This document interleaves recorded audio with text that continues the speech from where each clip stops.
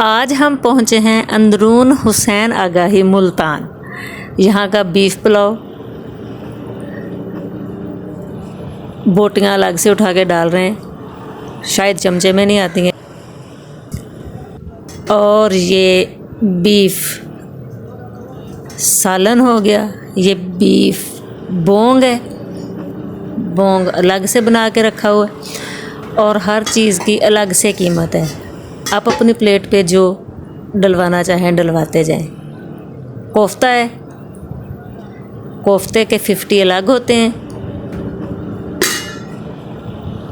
आप इसमें जो जो शामिल करवाना चाहें।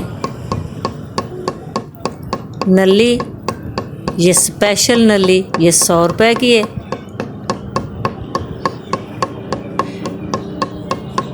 बीफ ही बीफ है, हर चीज़ इनके पास बीफ से बनी हुई होती है और आप इसमें जितना बीफ शामिल करवा लें। बीफ कबाब हो गया, चटनी है